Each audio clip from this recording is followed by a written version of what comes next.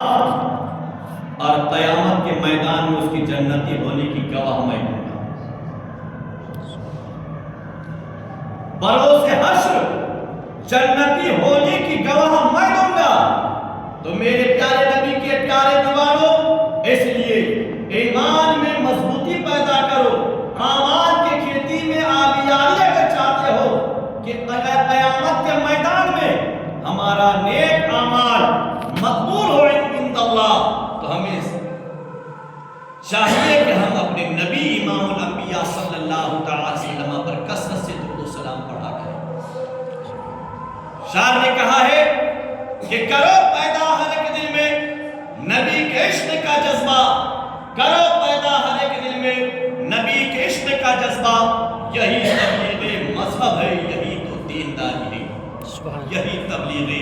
مذہب ہے، یہی تو دینداری ہے۔ اور وجود عالم کون و مکان صدقہ ہے آقا کا، نہیں کہہ سکتا کوئی بھی کہ کوئی شے ہماری ہے، نہیں کہہ سکتا کوئی بھی کہ کوئی شے ہماری ہے۔ آئیے محبت سے اپنے آقا پر درود و سلام پڑھیں۔ اللہم صلی علی سیدنا شفیعنا حبیبنا مولانا محمد بارک وسلم، صلاۃ و سلام علیک یا رسول اللہ، صلو علیہ صلاۃ و سلام علیک یا حبیب اللہ صلی اللہ علیہ وسلم۔ میرے عزیز دوستو، آقا کریم کی پیاری پرواز، قرآن مقدس کے سورہ طہ میں اللہ نے ارشاد فرمایا، اننی انا اللہ لا الہ الا انا فاعبدنی۔ اے میرے بندو، بے شک میں ہی تمہارا رب ہوں، تمہارا اللہ، میرے علاوہ کوئی خدا نہیں، بے شک میرے علاوہ کوئی اللہ نہیں، میں تمہارا پالنہار ہوں، میرے علاوہ کوئی تمہیں رزق دینے والا نہیں ہے، میں تمہیں روزی دینے والا ہوں، میں ہی ہوں وہ ذات جو تم کو روزی دیتا ہے، میں ہی وہ رب ہوں جس نے تم کو جنم دیا، جس نے تم کو پیدا کیا، میرے علاوہ کوئی خدا نہیں۔ اننی انا اللہ، بے شک میں ہی تمہارا رب ہوں، لا الہ الا انا، میرے علاوہ کوئی خدا نہیں، میرے علاوہ کوئی تمہارا پالنے والا نہیں ہے، میرے علاوہ کوئی تمہارا پالنہار نہیں ہے۔ فاعبدنی، پس اے میرے بندو، مجھے یاد رکھنے کے لیے فاعبدنی، پس تم میری عبادت کرو، میرے سامنے اپنے سر کو جھکاؤ، میری عبادت کرو، میری پوجا اور پرستش کرو، میرے سامنے اپنے سر کو جھکاؤ۔ وَأَقِمِ الصَّلَاةَ لِذِكْرِی، اور اے میرے بندے، میری یاد کے لیے، مجھے یاد رکھنے کے لیے،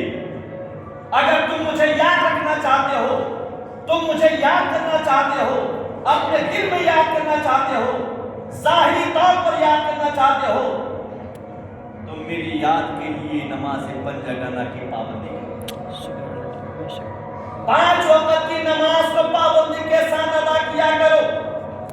اگر مجھے یاد رکھنا چاہتے ہو، میرے سامنے سر جھکایا کرو،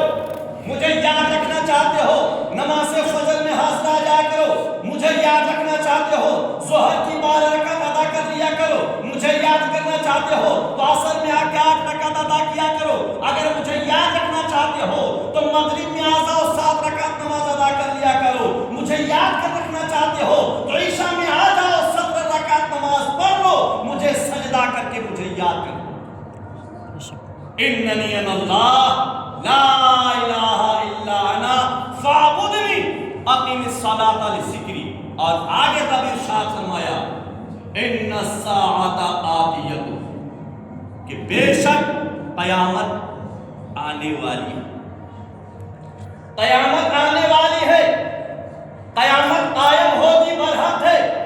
قیامت کا منکر کافر اور مرتد ہے،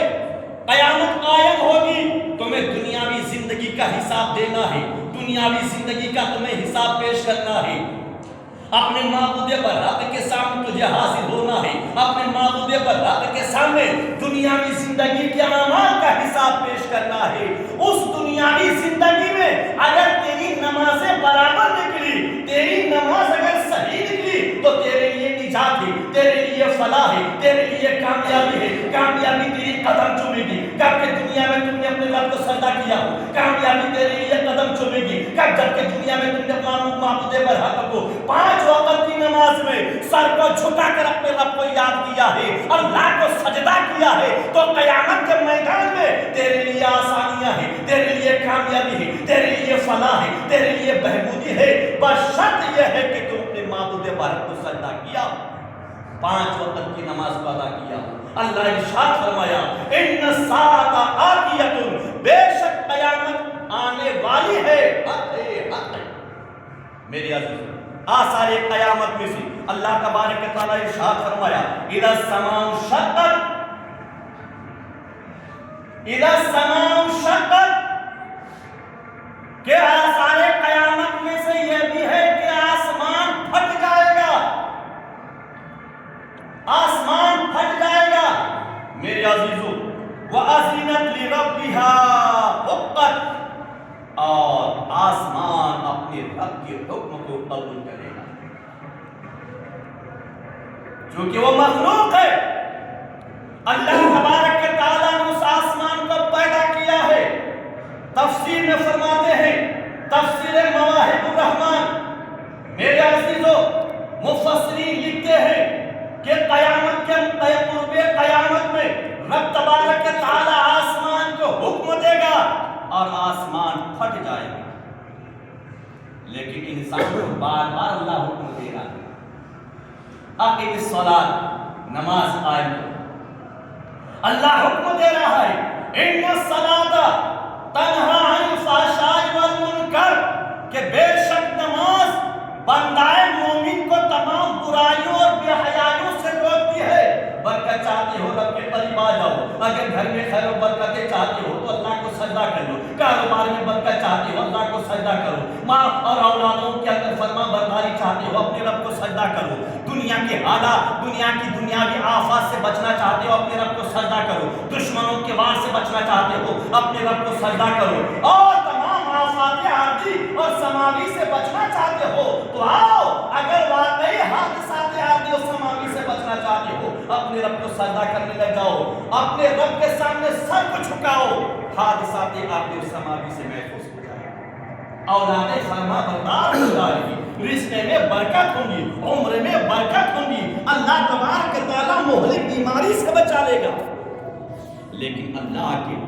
اللہ نے آسمان کو حکم دیا، آسمان نے قبول کیا، آسمان نے قبول کیا۔ وَإِذَا الْأَرْضُ مُدَّتْ، اور تفسیر میں فرماتے ہیں کہ قرب قیامت میں زمین ربڑ کی طرح چوڑی ہو جائے گی، اللہ زمین کو حکم دے گا، سمجھنے کی بات ہے، اللہ تعالیٰ زمین کو حکم دے گا، زمین حکم قبول کر رہی ہے، آسمان کو حکم دے گا، آسمان حکم قبول کر رہا ہے، لیکن جتنے بھی انسان ہیں اللہ تبارک تعالیٰ نے انسان کو اولاد دیا، اللہ نے انسان کو اناج دیا، اللہ نے انسان کو مکان دیا، اللہ نے انسان کو دولت دیا، اللہ نے انسان کو زندگی بہترین دیا، چلنے کے لیے پیر دیا اور دیکھنے کے لیے 2 عظیم الشان نعمت آنکھیں دیا ہے، سننے کے لیے ناک دیا ہے، کھانا کھانے کے لیے اللہ تبارک تعالیٰ نے منہ عطا کیا ہے۔ میرے عزیزو سخت چیز کو چبانے کے لیے اللہ نے اپنے قدرت سے دانت عطا کر دیا ہے، اور اللہ تبارک تعالیٰ نے اناج کو ہضم کرنے کے لیے ایک نظام بنا دیا ہے۔ اتنی ساری نعمتیں پانے کے باوجود جو انسان رب کو سجدہ نہ کرے، بتائیے وہ اللہ تعالیٰ کا کس قدر نافرمان بن جائے، کس قدر